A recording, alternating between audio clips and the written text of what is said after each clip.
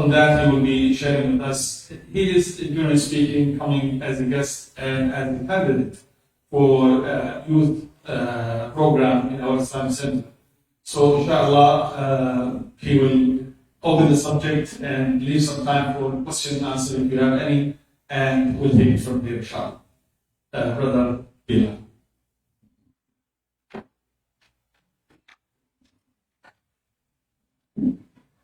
بسم الله الرحمن الرحيم الحمد لله رب العالمين والصلاة والسلام على رسول الله وعلى آله وصحبه أجمعين. Jazakumullah khair to the community for the invitation to come down this weekend. I ask Allah to accept all of our efforts, and we ask Allah to overlook any worship needs from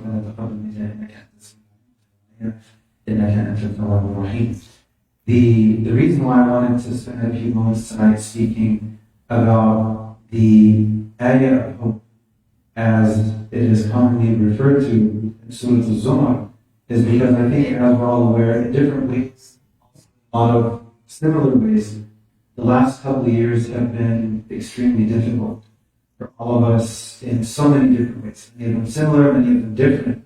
We ask Allah to turn all of our hardships to ease, and we ask Allah to make our difficulties easy for all of us. And one of the main challenges that we can struggle with, not just as Muslims, but especially as people, is to remember that there is a type of light at the end of the tunnel regarding the different challenges that we're facing, the different difficulties that we're going through. It's not just the fact, it is the fact that there are a lot of downs in this life, but there are ups as well. And the main up, so to speak, that we have in mind as Muslims, especially, is to ultimately end up in Jannah. We ask Allah to get our us in Jannah, and I want all of us to make it there. This ayah specifically, one of the reasons why it's known as the ayah of hope, which is very significant, because if you do the simple math, if you look at the entire Quran, cover to cover, you have over 6,000 ayah. You have over 6,000 verses. One time, Abdullah bin Mas'ud, a great scholar, one time he was asked which ayah gives the most hope, and he mentioned this ayah, which is very significant because of who he was, because of his high level of expertise in terms of familiarity with Deen, with Islam, from many different angles, regarding many different sciences, you could say, within Islam. He was an expert in many of them, especially as it relates to the Quran. So for someone as significant as him to offer that response is really worth taking note of for myself and for all of us here, inshallah. Why this ayah? Why this ayah specifically? What about it gives so much hope? That's actually self-explanatory within the ayah itself, within the verse itself. From the very beginning of this ayah, at the beginning of this ayah, Allah Azza wa Jalla, so this is Zumar, Surah 39 and 53. Allah says in this ayah, قل يا عبادي الذين أسرفوا على أنفسهم لا تقنطوا من رحمة الله إن الله يغفر الذنوب جميعا إنه هو الغفور الرحيم. This entire ayah really focuses on lifting us up, especially when we're down. At the beginning of the ayah, it looks like it starts with a casual word, with qul, stay. But there's actually a lot of mercy contained within this word between the qaf and the lam, as they say. Who is saying qul to who? Who is saying say to who? Ar-Rahman, the most gracious, the most merciful, is telling the Prophet himself, ﷺ, who was sent as a mercy to mankind. The primary way that Allah Azza wa Jalla, God Himself, describes the Prophet, peace be upon him, in the Quran, Allah said in the Surah Al-Anbiya, وَمَا أَرْسَلْنَاكَ إِلَّا رَحْمَةً لِلْعَالَمِينَ. We didn't send you for any reason except as mercy to mankind, as mercy to creation, as mercy to the universe. The main reason why the Prophet was sent is mercy. So if we're followers of the Prophet, then we should try to embody mercy. If we want Allah to show mercy to us, then we should try to show mercy to others. And very ironically, sometimes one of the biggest things that we struggle with in our community of Muslims regarding each other is showing mercy. SubhanAllah, it's very ironic in actually the worst of ways to be great. At times, the lack of mercy that we find within the Muslim community towards each other as Muslims. Allah Azza wa Jalla describes us as brothers. So we should see each other as brothers and sisters. But then sometimes, there are minor issues come up in any community. Generally, any religious community. The global Muslim community, Christian, Jewish, you name it, Buddhist, and everyone, we're human at the end of the day. But there's supposed to be this constant and persistent reminder within the Quran of mercy. So the more we connect with the Quran, the more merciful we're supposed to become by default. That's what's supposed to happen. If we're truly worshipping Ar-Rahman Ar-Rahim, then naturally what should happen is we become more merciful to each other. What should happen if we claim it, we have to live it. If we claim to follow and believe in the mercy sent to mankind, sallallahu alaihi wasallam, we should try to embody mercy within ourselves, within our hearts, within our character, as best as we can. Be a very simple example, I'll get back to that. If there's somebody praying next to someone, this is especially relevant in a diverse community, and is especially relevant regarding the general diversity of the community in America. If you have one person praying in a masjid, and let's say they pray next to someone, one person, they raise their hand, one person doesn't. Valid, classic, different scholarly opinion. Alhamdulillah. One is chocolate, one is vanilla, it's all good, alhamdulillah. It's all sweet, we all hope to end up in Jannah. But then how come one person may not have mercy to their brother? Allah described, the most merciful described them as brothers in the Quran. إِنَّمَا الْمُؤْمِنُونَ إِخْوَةٌ. That's the standard that Allah has set. Allah didn't even say الَّذِينَ آمَنُوا. Allah didn't say those who believe. It's a higher standard for al-mu'minun. These are people, iman, it's not wishy-washy with them. It's firmly embedded in their character and in their personality. They see each other as brothers and sisters. So there should be a vast heart. So how amazing is this? That's the example of the Prophet after a month-long siege in the Battle of Ahzab, the Battle of the Trench. Think of how tense and difficult that was. Talking about being stressed out for everyone. And during that siege, from outside, there was internal treason. So as soon as after that month-long siege, they go back to those on the other side of the trench, they turned away. They didn't have the supply, there's a couple of reasons why. So they turned away. And this is one. So there's already an extreme amount of stress for an entire month.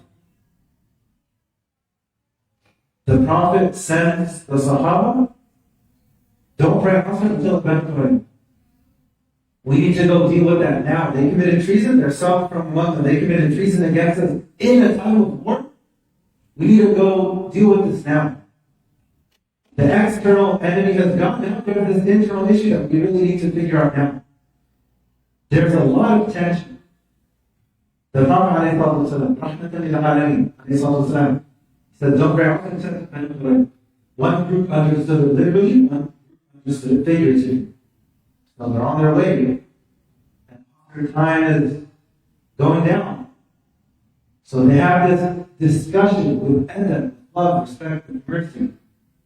This is what the ayah in a moment amongst each other. They didn't compromise their brother, they didn't compromise their iman, they didn't compromise the rahmah in their hearts. They have a discussion, not a debate, they have a discussion. What should we do? Because also if we wait until we get there to pray Asr, we're going to miss it.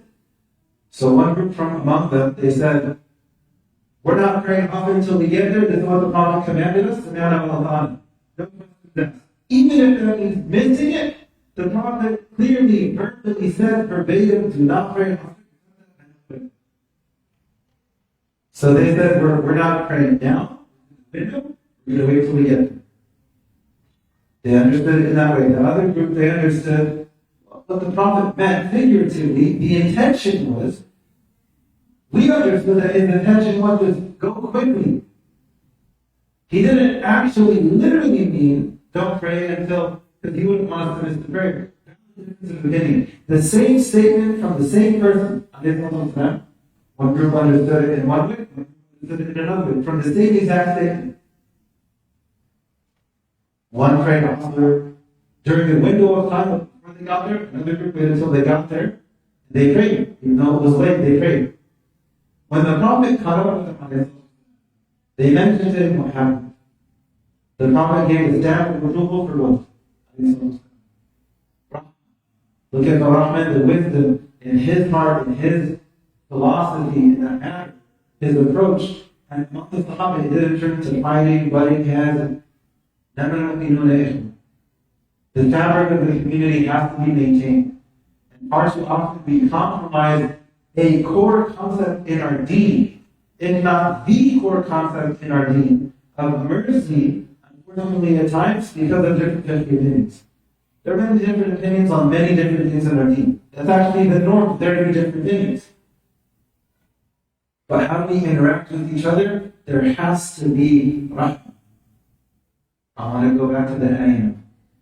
The most merciful is telling the mercy sent to mankind. God himself, Ar-Rahman Ar-Rahim, is telling Rahmatan lil Alameen, Qul. So right from the get-go, there should be this reflection regarding mercy. Who is saying Qul to who? Say. Who is saying that to who? The most merciful is telling the Prophet to say something. Qul, Allah is telling the Prophet to tell us, people, that he is saying, so the Prophet is conveying the message. Allah could have just said, Ya ibadi alladhina asrafu ala anfusihim. But anytime you find this word qul in the Quran, it's there with a lot of wisdom. Allah could have just said, Allahu ahad, Allahu samad, there's a qul. So that gives me food for thought. That gives me reflection. Why did Allah include this qul here? Very interesting. Whenever we come across an ayah that's talking about the there should be a reflection. Why is this included here? Because the Quran is the verbatim speech of Allah as revealed to the Prophet via angel Jibreel. So the Prophet is reciting, he's speaking on behalf of Allah anyways, but even then, there are times when Allah includes this word to teach us something. There's wisdom within it. So Allah is telling the Prophet to tell us that he said, O my servants who have wronged themselves, Ya ibadi alladhina asrafu ala anfusihim. A healthy approach within the heart of the Muslim when connecting with the Quran. A healthy, responsible, spiritually mature approach should be that I should find myself in the Quran on every page that I'm reading. Every ayah that I'm listening to, I should reflect. How does this apply to me? The point of learning about who Fir'aun was, the point for us is not to point the finger and say, wow, okay, that's true. And then we go home and work it on at home, we go work it on at the workplace, we go work it on at the masjid, we go and we treat people the same way that I did. I didn't learn anything from the Quran that's right in front of me if I'm not reflecting deeply over what it is that I'm reading or listening to. How can I become a better person from this? How can I become a better Muslim from this? Ironically, some people, they spend more time with the Quran and they become more harsh, more difficult to deal with. That's the exact opposite of what's supposed to happen. This is healing. This is shifa. This is rahmah. This is mercy. This is guidance. And all these beautiful things. And it's a powerful book as well, no question. What it's supposed to do is supposed to transform the Muslim for the better from the inside out. But that journey starts internally in the heart of the person. Allah is telling the Prophet to tell us that He is saying, Allah is saying, Ya ibadi alladhina asrafu ala anfusihim. O my servants, O my slaves who have wronged themselves. If I'm reading through this ayah, if I'm listening to this ayah, if I'm listening to a lecture in any language explaining this ayah, I'm supposed to reflect. Step one, let me reflect internally. So when Allah is saying, oh my servants who have wronged themselves, I'm not supposed to think the first person on that list, and there's one cousin, he really needs this ayah. I have this one auntie, this one uncle, they really need this ayah. I know someone else, mashallah, everyone in the world needs this ayah except for you. I read this ayah like Allah is speaking to me. Like Allah is addressing me. So when Allah says, Ya ibadi alladhina asrafu ala anfusihim, that should get my attention. When Allah says, Alam yahdi lilladhina amanu an takhsha'a qulubuhum li dhikrillah, that should get my attention. When Allah says, hasn't the time come for the believers to soften their hearts with the dhikr of Allah, with the Quran, to connect with Allah, to connect with this truth that has been sent down. Who is Allah addressing in the ayah? الَّذِينَ كَفَرُوا نَافَرُوا. The ayah is not addressing the disbelievers, it's not addressing those who reject the truth and they cover it, it's not addressing those who have fallen into hypocrisy, it's any degrees. Believers, look at yourselves. This is the common theme of the Quran. Many times in the Quran. We just did it in the month of Quran.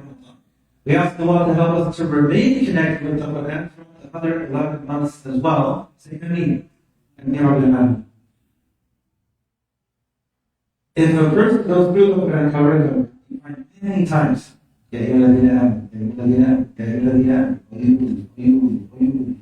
many dozens of times, many times. One time in the Quran, he says, was to take away from that. Allah is constantly telling the believers, look internally, look internally, look internally, look internally. Which is interesting. In Mecca, typically it's Ya'yuhan nas. Medina, it's typically Ya'yuhan. There were some serious challenges in both parts of the Prophet's life. But I think especially in Medina, think of the hypocrites the Prophet had to deal with in Medina. Think of the chief of the hypocrites, Abdullah ibn Ubay ibn Salul, in Medina. Think of the major challenge of Badr, Uhud, Ahzab. There were some serious challenges. And throughout that, what's the common theme? Believers look internally. Believers look internally. Believers look internally. Ya ayyuhalladhina amanu. Surah Hujurat, when it was the Surah of Adam, there's only 18 ayahs. 5 of them begin with Ya ayyuhalladhina amanu. Allah's telling us something. This is supposed to be one of the main takeaways from the Quran, to constantly have this juxtaposition between internal reflection and divine revelation. Okay, I'm reading this surah, this ayah. I'm listening to it, I'm learning about it, reading a good translation, listening to a lecture explaining it in any language. But when there are ayahs that are talking about Prophet and ayahs talking about Fir'aun, we shouldn't automatically think, of course I'm like Musa, or so I'm not like Fir'aun at all. I'm good to go, I have nothing to worry about. Straight ticket to Jannah, I don't have to do anything, I don't have to worry about how I treat people. Rahman. In this ayah, Allah says, Ya ibadi alladhina asrafu ala anfusihim. O you who believe, O my servants who have wronged themselves. Ya ibadi alladhina asrafu ala anfusihim. That should cause me to take pause and to think, how am I doing that here? Let me reflect regarding this ayah. Allah is saying, قُلْ يَا عِبَادِيَ الَّذِينَ أَسْرَفُوا عَلَىٰ أَنفُسِهِمْ. And the reality is, this ayah applies to each and every one. It applies to all of us. None of us can claim perfection. And if anyone does, there are some other issues that they need to figure out. It applies to all of us in some way, shape, or form. Allah is saying, O my servants who have wronged themselves, it's to all of us. What is Allah telling us? Allah has already acknowledged and brought into light the concept of mistakes. Those who have transgressed against themselves. Some people may read this and think, what does that mean? That somebody wronged themselves. One, if someone has some type of addiction, some type of struggle, something, and let's say it's not, usually it does affect others around them as well. We have to love to help anyone struggling with that, and anyone who has loved ones struggling with any type of addiction, you know what I mean. There are some things that are between a person and Allah specifically, and there are other things between a person and creation. If a person has committed a mistake that's between them and Allah, it's very self-explanatory. They wrong themselves. It doesn't wrong Allah. It doesn't harm. It's harming the person. If someone, if they get home and they shoot up heroin, home alone, that's what they do. They get up the next day, Ya Allah, forgive me. I made a mistake, I relapsed. I was doing good for so long, I messed up. Ya Allah, forgive me. So returning to Allah for forgiveness, there's something between them and Allah. That's self-explanatory.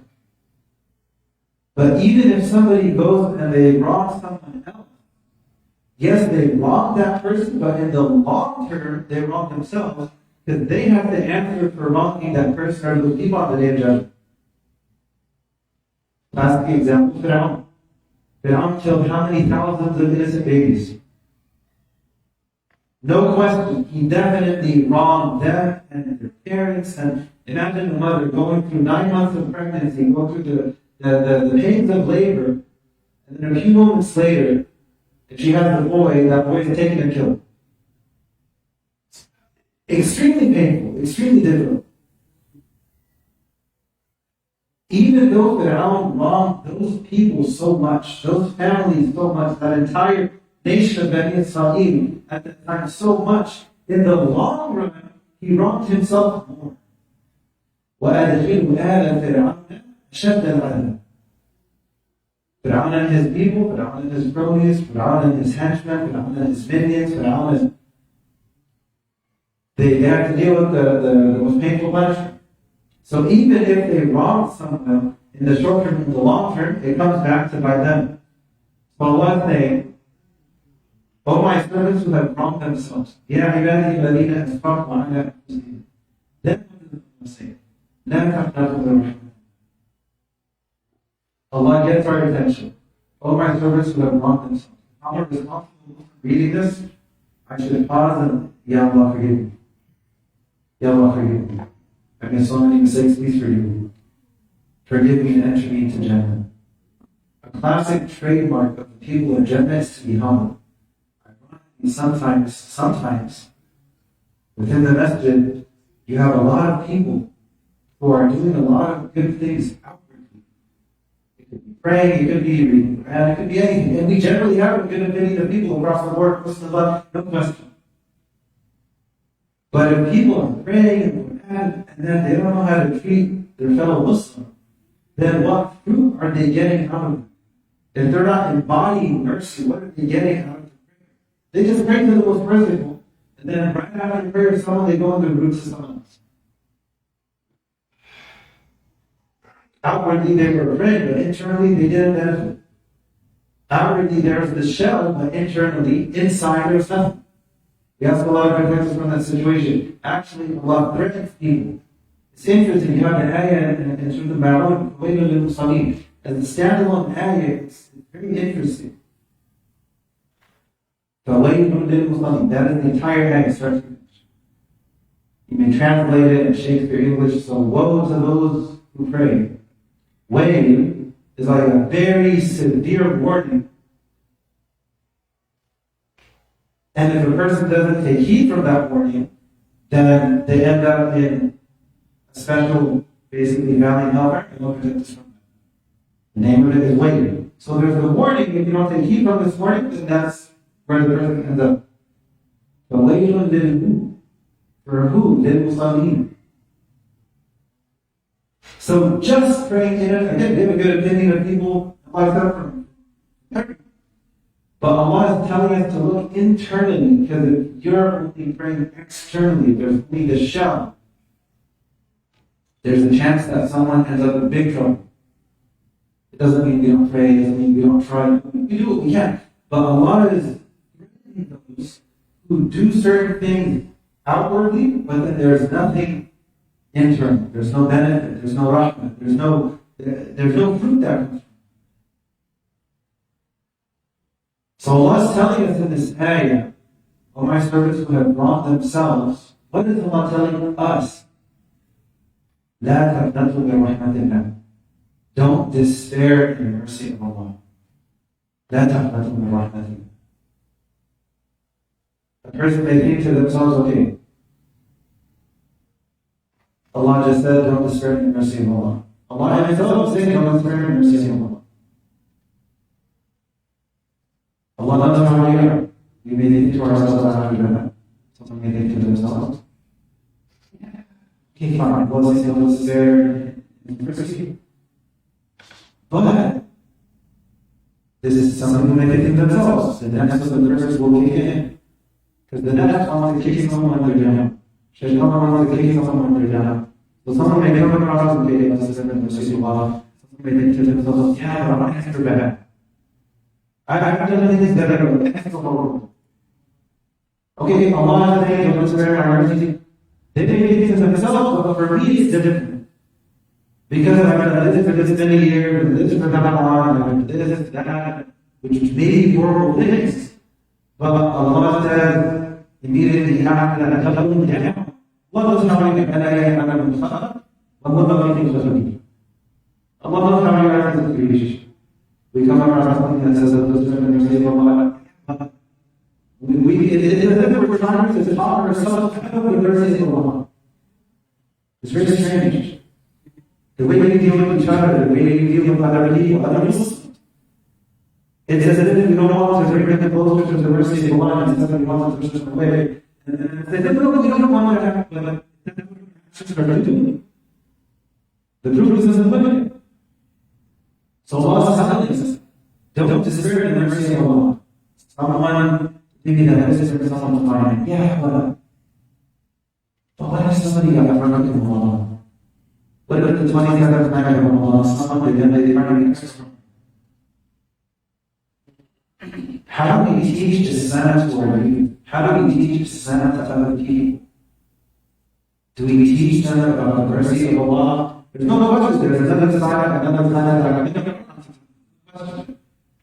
But how do we teach our youth about Islam? How do we teach our youth about Islam? Because there are so many youth who are genuinely shocked when they see what Allah has to say Himself about Himself in His book. If all they're teaching their kids, all they're teaching the community, they're only teaching them that everything's haram, and then, everything is forbidden, and everything's like a really high chance, facing God's punishment, that's the norm, and the exception is, like, maybe, maybe the Jannah, but not you. A lot of the time, that's not necessary. If the only thing that's said to our youth is fear, there's no hope, we have to do what we're dealing with now. They're not leading Islam because of Islam, they're leading Islam because of Muslims. They're leading Islam because of trauma, they're leading Islam because of people. They're leading Islam a lot of the time because they were taught, they were shown. A very ugly misrepresentation of what Islam actually is. That's what they're turning away.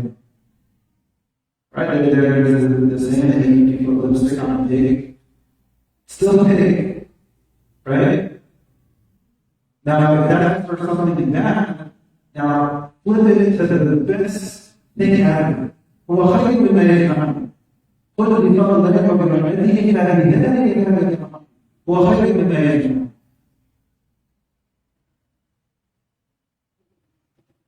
The beauty of his deen speaks for itself. The light of his deen, the sweetness of man, it speaks for itself. So we have to ask ourselves as Muslims, is we have this hermeneutic self. We try to embody the teachings, to try to show the teachings the best example. Is in someone's actions? Is in someone's attitude? Is in someone's smile? Is in kindness, someone's mercy. So if someone comes to you, one of your kids or leaders in the community, if they come to you, and if they trust you, and if they open up, and if they say that I'm struggling with like 4 different types of addiction, and I feel like God, I'm forgive you. How can you not forgive you? Just such a horrible person. Especially, I'm convinced of that, especially because my parents didn't tell me my whole life. Such a word does to be. Is it true that we can really be forgiven for our mistakes? Like for a lot of people, it's a genuine question like, wait, what do you mean God to forgive you? How? How come no one told me? How come no one showed me? And that's where we eternally have that argument of the Muslims. How can we connect this sort of and become, it's like a metamorphosis through believing. When we connect with the banana, it's supposed to transform us into love. And then that beauty is supposed to spread and be shared with others. So if someone comes to you, they open up, they say they're struggling with something. If someone in the community comes to you, maybe it's one of the elders or a fellow elder comes and comes with them and they say that, hey, my kid is 23 and they're not Muslim. What am I supposed to do? Try to give a dose of hope to that person. On the flip side, is there's the scary part of how you really need this time. We have to love the it's an enemy. There are going to be completely other arguments. And what was it? He had was facilitating that economy. And they connected with the right people, who showed them the right image of the Son, who treated them with mercy. God asked for much, didn't want to love, he treated it happily, decently as people. They're really not asking for much. So they're turning away, they're continuing to turn away. Step one is for us to look internally. Not to go on blaming the liquor store, not to go on blaming TV, not to there are other things that are factors, that is a fact. But that doesn't compare to the power of the TV. That doesn't compare to the power of the Spirit. And this idea of hope teaches us how to interact within ourselves and also with other people when they're struggling. Allah give you hope, give you hope, give you hope. So Allah addresses us. Allah says, himself. Don't despair and run to Allah. Someone may be different. Like extra bad. You don't understand. Allah doubles down. He says, Allah just said, don't despair the mercy of Allah. Allah maybe not me. Maybe I can forgive you. Maybe I'm extra bad. Maybe you'll never forget everyone, but probably not me. Allah doubles down. There is no doubt that Allah forgives all sins. Allah forgives all of us. Allah just said, don't despair the mercy of Allah. Did He forgive you? After this and that, after this and that. Allah doubles down. There's no doubt that Allah is willing to forgive all sins. We just have to ask. Even if somebody, they go in the wrong direction, whichever highway, they may go 100 miles in the wrong direction. Someone may go 50 years, 100 years in the wrong direction. Well, Allah is telling us, no matter how far you go, just turn around. This is it. Just turn around. Oh, but I've driven 100 miles in the wrong direction. What is it? Do we turn? It's called tawbah. Turn around. No, there's all this time and they go, okay, yes. Well, Allah has like all these imams, all these deals to give us. If you do a good thing, it's multiplied by 10, that's the minimum. The minimum. If you just intend to do good, it counts as a good deed. If you intend to do bad, if you refrain from Allah, you have to get a good deed. Then if you actually do the mistake, it only counts as one bad deed, and even then you're given a little grace period. In case one of them doesn't. And if you do during that duration of time, when you're having a mistake, it's not going to get you down. On top of that, Allah tells us, this is like an inflation, an accountable to my creation. 100 miles per hour, okay. And Allah will take you to the neutral, so you're starting like 70 to the wrong direction. Almost like that, I had that as well. فَأُولَٰئِكَ يُبَدِّلُ اللَّهُ سَيِّئَاتِهِمْ حَسَنَاتٍ. Allah promises them that when they repent, they seek forgiveness from Him, Allah will just forgive them. That's enough. Allah will turn that debt into a profit. If somebody, for example, that Allah only knows, Allah is saying, is asking for forgiveness, and Allah is forgiving your debt, you're walking home with the minimum of 10 million. That's the attitude that we should have. That's the feeling of what we should have for ourselves and for other people. So even if someone, let's take the child of the Muslim, let's take the friend of the Muslim, what bring that? I've been asked this question before. This is actually a talk regarding this anxiety in the community years ago. One buddy came to me and he was in tears. He said, my son is 30. He let us know why. This is the first time in my life that I'm hearing that his situation, if he comes back and says, Allah, then he'll be forgiven.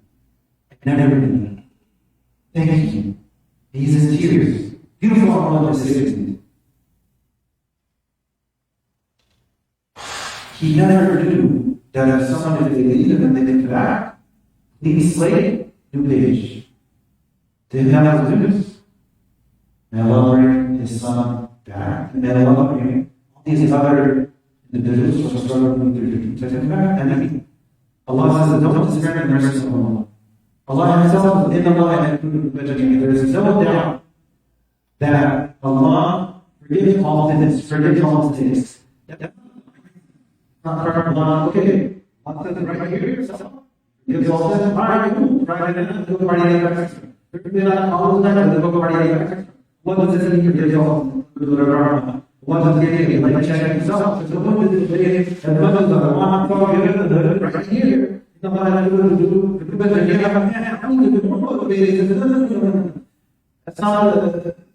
the approach at all. Because the next day, this day, the next day, this is it. Turn around to one, because we know we're getting confident. The thing is there. But the day is heavily emphasizing the care, how nutritious this food. It's good to you. It's going to taste good. Allah's motivating us here. Don't spare the mercy of Allah. There's no doubt. Allah is saying there's no doubt regarding in Allah. There's no doubt Allah is going to forgive all our mistakes. We just have to ask. Even after that little doubt, we may think to ourselves, okay, fine. Allah says don't spare the mercy of Allah. Allah says that He loves to forgive all our mistakes, all our sins. Mistake that I made 10 years ago. I think that is too fast to be forgiven. If we think like that, then we're making the sin greater than Allah's sin. Despairing in Allah's mercy is the greatest sin of the sin itself. So that despair should be avoided regarding ourselves than also regarding our Lord. Easier said than done. But what if Allah guides them like He guides them? And they become the best of the best. You don't know whose heart Allah can change. And Allah can change a heart in a moment, in a night, in a day, in an instant. We have to love to change all of us for the better.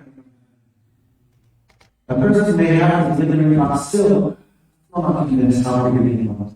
He just said, don't despair in the mercy of Allah. He just said,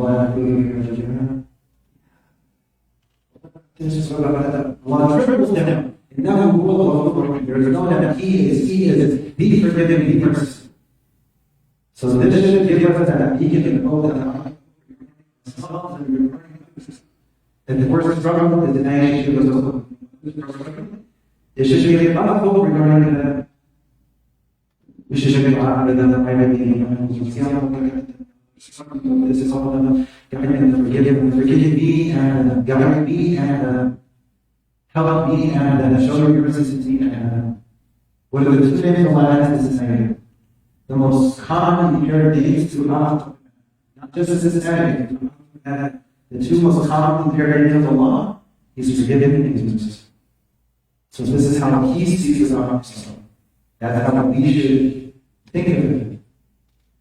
That's what we believe about. Yes, there's all the consequences and those values should be respected and can do Allah. But the whole point of this beautiful orchard, the point of the orchard is the fruit, not necessarily the defense. And then the third are benefits to be aware. But the whole point of the orchard is the fruit. To taste it, to benefit from it, to take it home, to share the benefit of that, to share it with our neighbors, to share it. That should be the understanding that we should have as we look at the Quran. Here, if anyone has any questions, please feel free to ask. We ask Allah to make us from among those. The deen is that we are told that we would ask Allah to make us from among those who hear, the speech and follow the best of it. We ask Allah to make this reminder a witness for us on Judgment Day and not against us, negative for us, not against us. If anyone has any questions, no one has to get too personal. That's up to the person. Yes, sir. I feel Allah, I feel Rasul. Yes. Rasul Sallallahu Alaihi Wasallam says, Absolutely. don't do bidah. Mm. You know, what are the bidah? Okay, good question. Huge question. that is a dissertation, my friend. So I'll explain. So you mentioned that there are many places in the Quran where Allah says, obey Allah and obey His messenger. Well, right? Many places in the Quran. So that was part one. And then part two, the brother, he asked the question, what is bid'ah? What is innovation? Yeah. Right. So is this in connection? Because it's a very good question, very valid question. I'm sorry? Oh, I'm sorry, I lost something. So let me ask you, I want to try to keep the questions on topic. Are you asking this in connection with the concept of Tawbah, the connection with mercy? Is there anything specific that you want to mention to couple with that, or is it more general?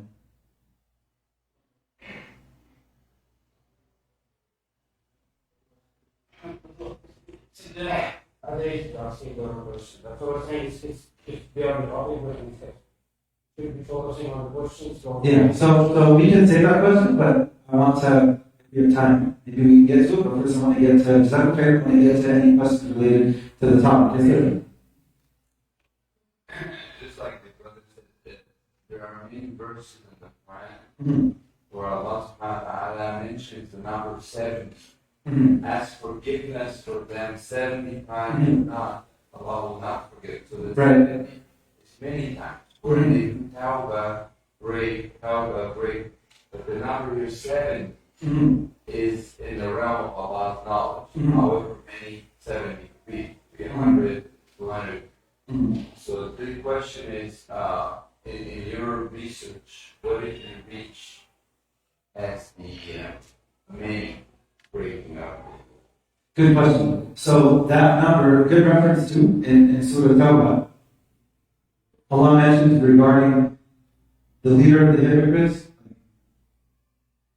one of the worst human beings ever.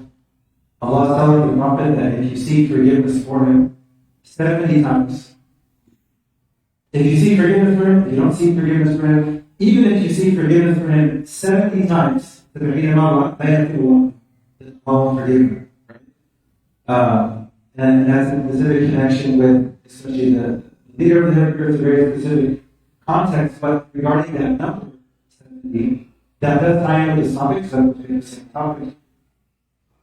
It's more of an indication of many, like you said, as opposed to a specific number of 70 per se. Right? So, for example, someone may tell their kid, I've told you 1,000 times, put your dirty socks in the hamper. Right? That mom or dad, they didn't sit there keeping track of 997. I've told you 996 times, but it's an expression, right? Many times. You all thought of the man that there was by the time that is greater than 1,000, greater than, as an indication, emphasizing many for abundance. So, in connection with Tawbah, the attitude for the Muslim should be that there's a Japanese proverb called 7 times get a day, right? So the idea is to just first to continuously get up, no matter how many times. So to tie into that question specifically, it's not like Allah gave us a heart and you're allowed to seek forgiveness for one specific mistake or any mistake 70 times, but 71 is the breaking point. And, eternal damnation and this and that, and all that goes from that. That's not, it's not to be understood enough. And the emphasis is actually more on the tawbah, seeking forgiveness. Literally, a moment of sincere tawbah, repentance, can delete a lifetime of disobedience. We all know the example of the person that people went to worship. Some who prayed a lot, they look extremely religious. So they went and asked them these serious mistakes, can I be forgiven? That person, yeah. Right? They said no. So then, unfortunately, they became tally mark 100. And then they went to a scholar and they said, look at my situation. Can I be forgiven? The response of the scholar is very interesting. This is what I'm saying. The scholar responds, and what can possibly come between you and Allah's forgiveness? And is it after learning this situation, his advice was, you need to change the scenery because you're falling into this mistake because of the setting. You need a fresh start, you need to be around right here. So then he gave him that advice, and that man, it's interesting. He didn't even get there. It's not like he got there, and he knows 100 orphanages, each one to seek forgiveness for the person that he killed. This is no way, shape, or form a slight murder. But the point is, he didn't even get there. He died along the way. And he was forgiven and basically granted Allah's forgiveness and mercy. So that it's option one. I'll give you an example now. To get at the end of it. If someone has this amazing white carpet at home, they're not going to consciously go and spill cranberry juice on it. They want to keep that as clean as they can.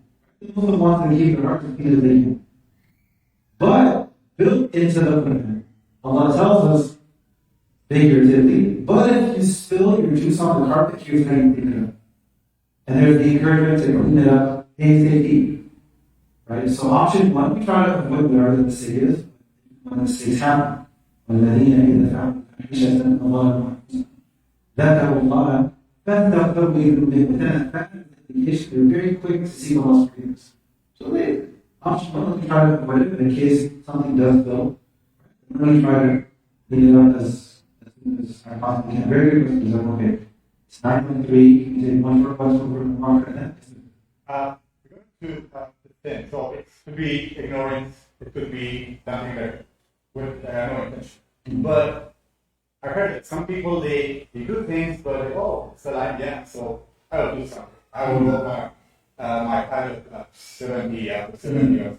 So they try to enjoy their life, and then at the end of the life that they don't know when is that they want to make a call, or intentionally they just want to make a call after all these young ages, and then at the end of it.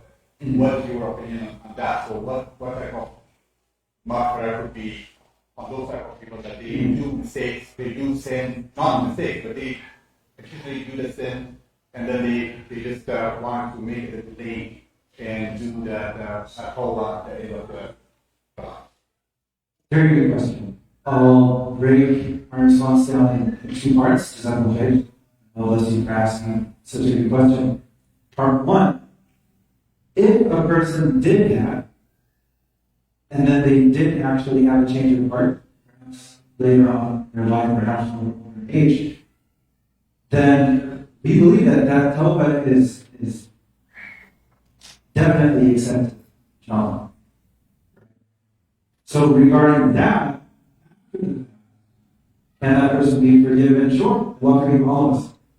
But the second part to my response would be, the main issue there is in the attitude of the person before they have that change of heart. That attitude should be one that we should try our best to avoid, because it's a very good point. And Allah bless the wisdom of our elders. They don't know when that time is going to come. We don't know when that time is going to come. So if someone thinks to themselves, especially if they're younger, maybe they're a teenager, for example, do this and that, and then I'll change later. There's a glaring question: what if a person doesn't live to see later in the first place? What if they don't make it that far? What if, what happens? And if you go to the elders and all of us in our love, if you go to any cemetery, Muslim or non-Muslim, you have all kinds of birthdays, you have all kinds of duration of lifespan, and we ask Allah for long, healthy, happy lives, filled with a lot of good. But there is a constant lingering X factor. There's no such thing as trespassing for the angel of death.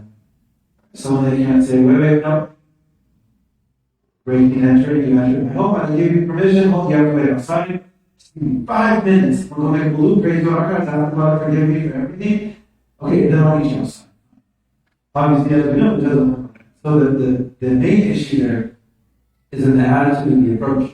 There's a reason why there's such high praise from Allah and His Messenger, from Allah and His Messenger, and as well as the literature, praising righteous young people. Right? You have Ashab al-Kahf, Allah praises them.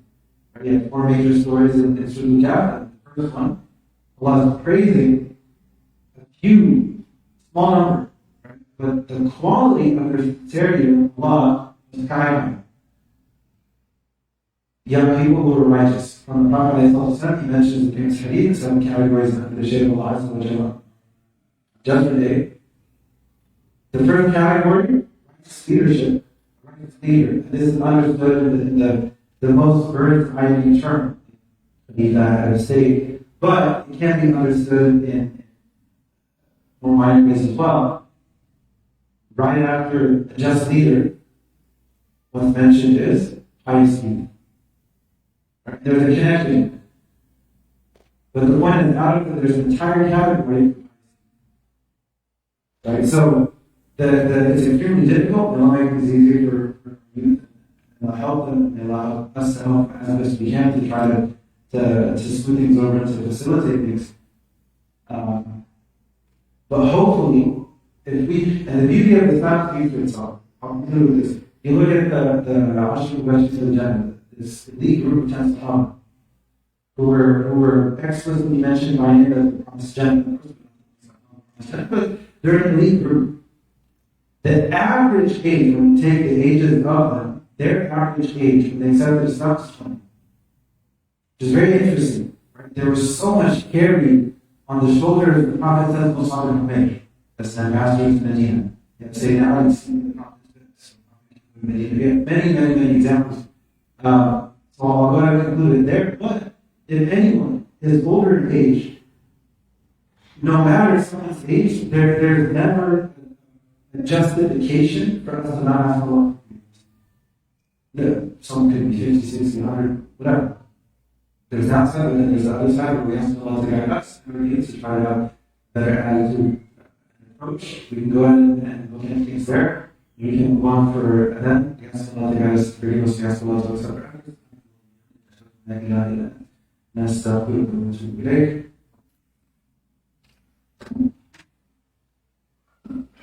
Thank you so much for a nice presentation, conversation, discussion. May Allah reward you, brothers and sisters. وصلى الله على سيدنا محمد وعلى آله وصحبه والحمد لله رب العالمين. أذان العشاء إن شاء الله. Then Sunnah, then Isha, and after that we'll have dinner, inshallah.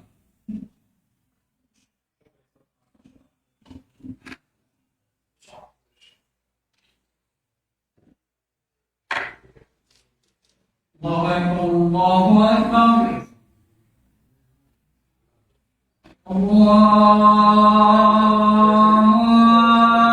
الله أكبر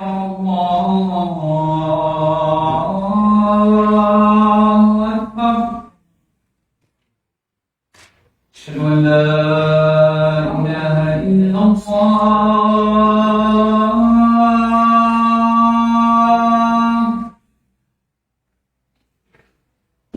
أشهد أن لا إله إلا الله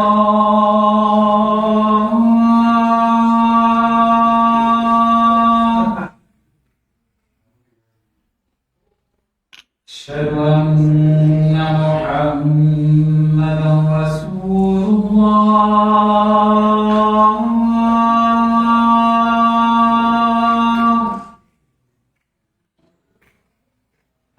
أشهد أن محمدا رسول الله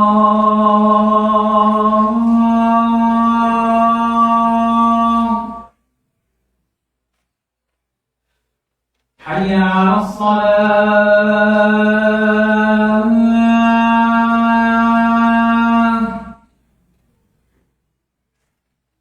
حي على الصلاة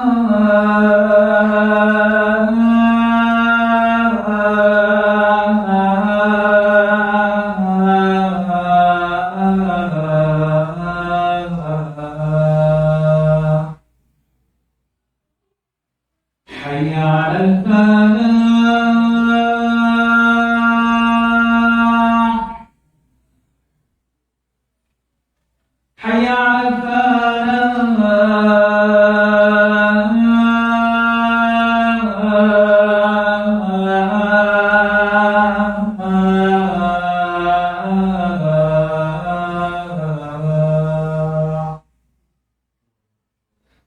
الله أكبر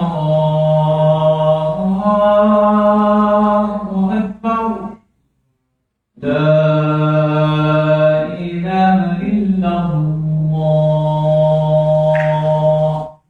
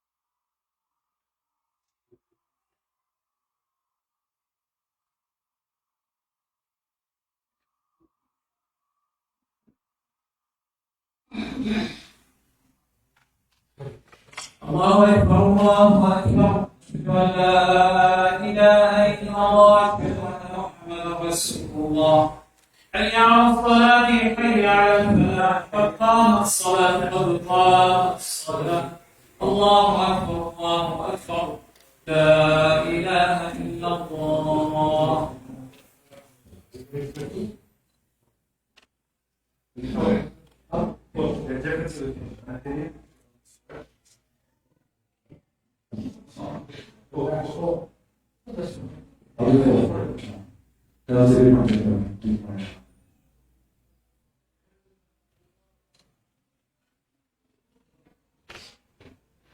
الله أكبر.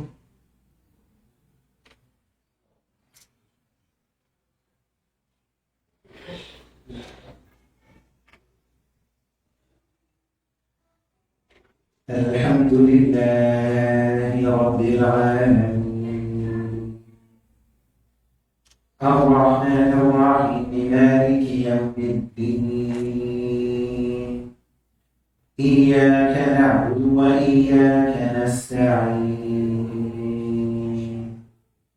اهدنا الصراط المستقيم صراط الذين أنعمت عليهم غير المغضوب عليهم ولا الضالين.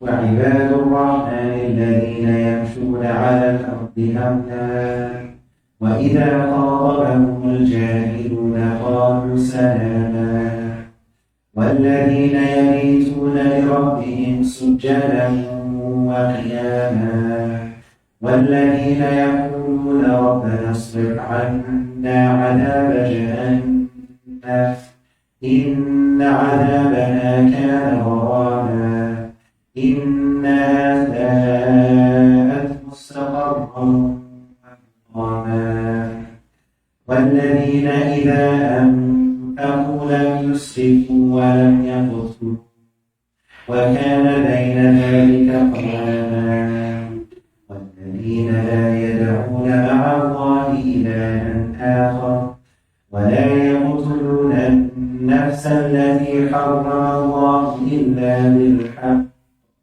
ولا يزنون ومن يفعل ذلك يلقى أثاما يضاعف له العذاب يوم القيامة ويخلد فيه مهانا إلا من تاب وآمن وعمل عملا صالحا فأولئك يبدل الله سيئاتهم حسنات وكان الله غفورا رحيما ومن تاب وعمل صالحا فإنه يتوب إلى الله متابا.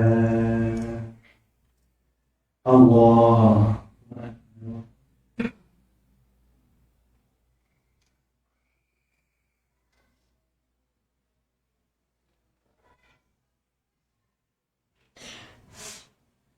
سمع الله لمن حمده.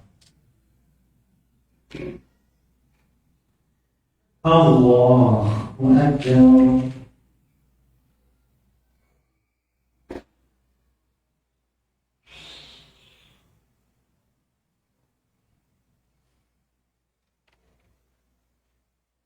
الله أكبر.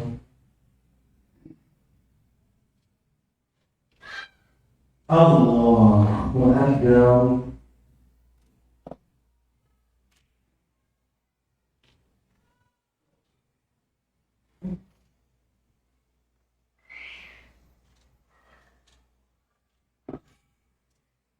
الله أكبر.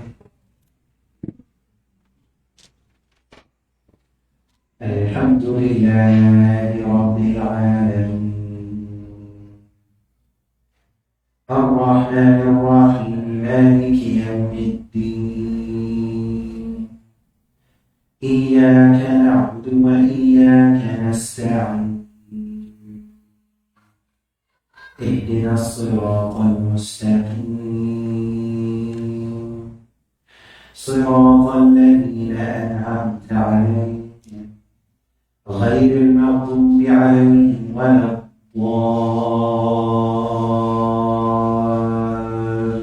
الضالين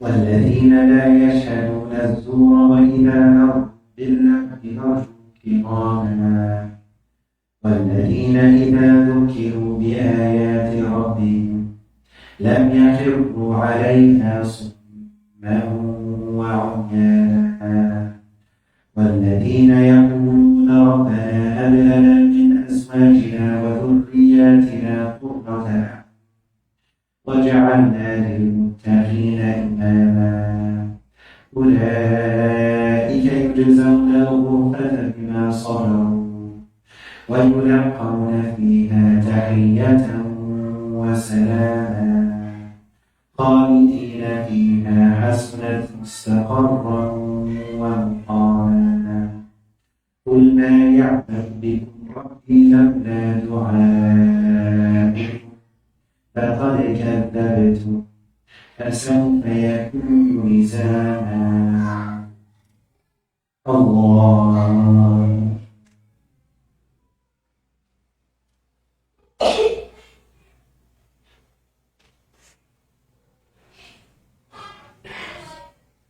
سمع الله لمن حمده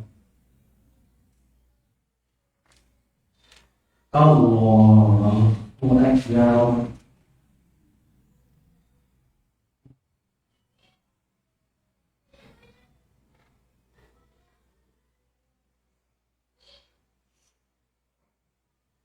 الله أكبر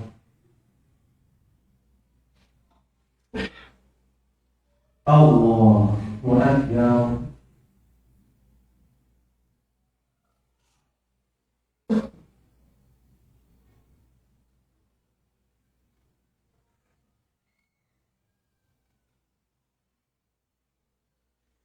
الله أكبر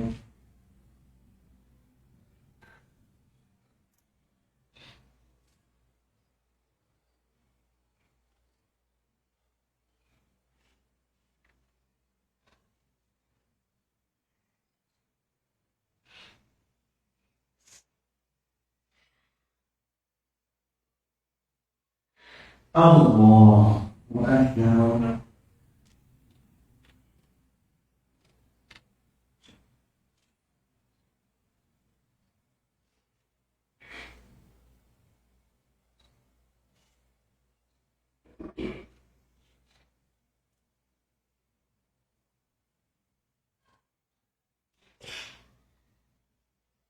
الله أكبر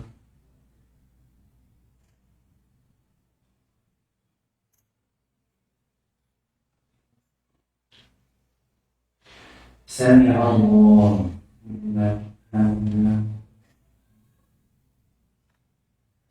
الله أكبر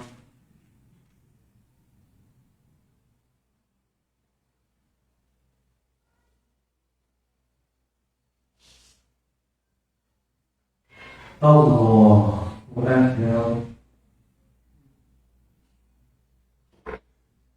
الله أكبر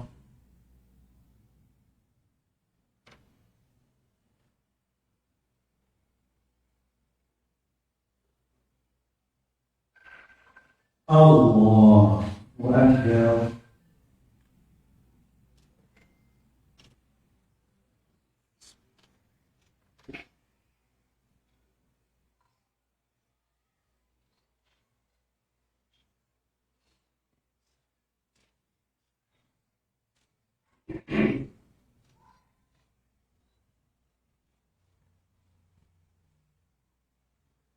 الله أكبر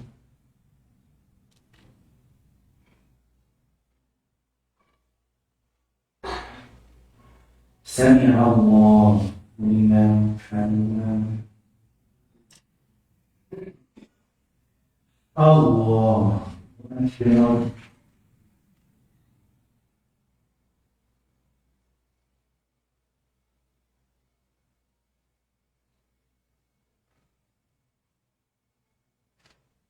الله أكبر الله أكبر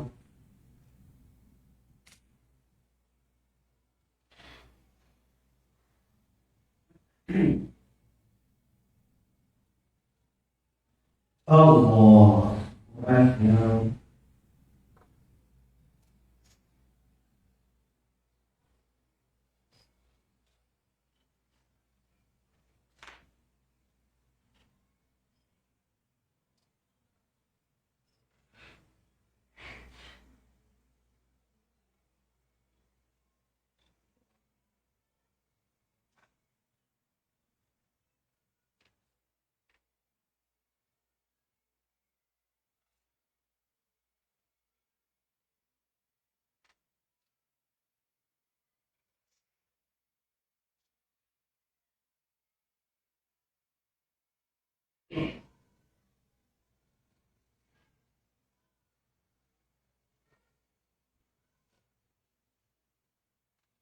السلام عليكم ورحمة الله السلام عليكم ورحمة الله